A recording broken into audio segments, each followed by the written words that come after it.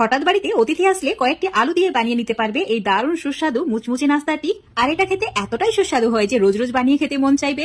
আর বানানো খুবই সহজ। তো এই নাস্তাটি বানানোর জন্য প্রথমেই আমি একটা কাপের মাপ করে ময়দা নিয়ে নিচ্ছি। নিজেদের প্রয়োজন বুঝে ময়দার পরিমাণটা বাড়িয়ে বা কমিয়ে নিতে পারো। ময়দার পরিবর্তে আটাও নিতে পারবে।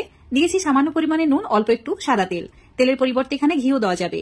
এখন হাত দিয়ে এইভাবে একটু সময় নিয়ে তেলটাকে ময়দার সঙ্গে ভালো করে মাখিয়ে নিতে হবে। তারপর অল্প অল্প করে জল অ্যাড করে একটা নরম ডো বানিয়ে নিতে হবে। আর অবশ্যই এইভাবে অল্প অল্প করেই জল অ্যাড করবে, না হলে ডোটা একদম পারফেক্ট হবে না।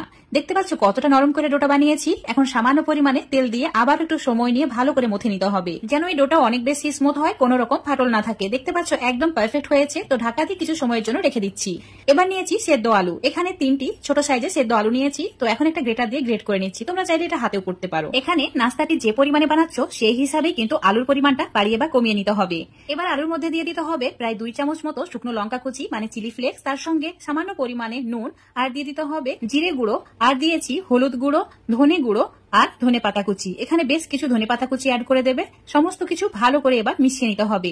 মেশানো হয়ে গেলে অ্যাড করে দিতে হবে সামান্য পরিমাণে গরম মশলা। অবশ্যই এই মিশ্রণের মধ্যে সামান্য পরিমাণে একটু গরম মশলা অ্যাড করবে, তাহলে খেতে আরো বেশি সুস্বাদু হবে। আর এই আলুর মিশ্রণে অবশ্যই কাঁচা লঙ্কা, কাঁচা পেঁয়াজ ব্যবহার করবে না। মিশ্রণটা রেডি হয়ে গেছে। এদিকে ডোটাও খুব ভালোভাবে সেট হয়ে গেছে। দেখতে পাচ্ছ একদম পারফেক্ট হয়েছে। এখন ঠিক এইভাবে অল্প একটু ময়দা মাখিয়ে নিয়ে রোল করে নিতে হবে। তারপর ছোট ছোট সাইজের লেচি কেটে নিতে হবে। রুটির চেয়ে একটু ছোট সাইজের লেচিগুলো কাটবে, তাহলে নাস্তাগুলো একদমই সাইজে পারফেক্ট হবে। তো এরকম ছোট ছোট লেচি কেটে নেওয়া হয়ে গেছে। এখন এভাবে গোল করে চ্যাপটা করে নিতে হবে। তারপর আবারও অল্প একটু ময়দা এভাবে ডাস্ট করে নিতে হবে, যাতে বেলতে সুবিধা হয়। আর একদম পাতলা একটা রুটির মতো করে বেলে নিতে হবে। খুব বেশি মোটা করা যাবে না, যতটা পারবে পাতলা করে বেলে নেবে। দেখতে পাচ্ছ একদম পাতলা রেখেছি। তো যেভাবে কেটে নিচ্ছি একইভাবে কেটে নেবে। এইভাবে 4টি কাট দিয়ে নিতে হবে, আর মাঝখানটা ফাঁকা রাখতে হবে। মাঝখানটা কিন্তু কাটা যাবে না। অল্প একটু আলু মিশ্রণ এভাবে নিয়ে মাঝখানে দিয়ে দিতে হবে। তারপর ঠিক এইভাবে ফোল্ড করে নিতে হবে। আর অবশ্যই হাতের মধ্যে অল্প একটু জল দিয়ে ফোল্ড করবে, তাহলে এগুলো খুলে যাবে না। আর ভাজার সময় আলুর পুরটা বেরিয়েও যাবে না।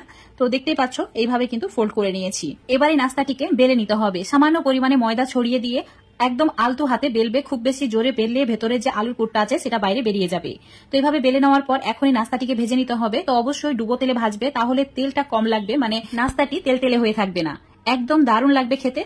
তো দেখতেই পাচ্ছ চুলোর ফ্লেমটা এই সময় মিডিয়ামে করা আছে। যখনই নাস্তাটি উপরে ভেসে উঠবে চুলোর ফ্লেমটা মিডিয়াম টু হাই করে দিয়ে এইভাবে চেপে চেপে ফুলিয়ে নিতে হবে। দেখতেই পাবে একদম বেলুনের মতো ফুলে উঠবে। আর খুব সুন্দরভাবে এগুলো ভাজাও হয়ে যায়। আর অবশ্যই লালচে করে ভাজবে, তাহলে খেতে বেশি সুস্বাদু হবে। একইভাবে সব নাস্তাগুলোকে বানিয়ে নেব। এটা আলুর মুগলাই পরোটা বলতে পারো, আর এটা ডিমের মুগলাই পরোটার থেকে অনেক বেশি সুস্বাদু খেতে। তো এইভাবে অবশ্যই বাড়িতে অতিথি আসলে, এমনকি সন্ধ্যাবেলায় স্ন্যাক্স হিসাবে বা সকালে জলখাবার হিসাবে এটা বানিয়ে নিতে পারো। এতটাই সুস্বাদু যে একবার খাওয়ার পর রোজ রোজ বানিয়ে খেতে ইচ্ছা করবে। এখন তোমাদের একটা ভেঙে দেখিয়ে দিচ্ছি, দেখো কতটা সুন্দর হয়েছে।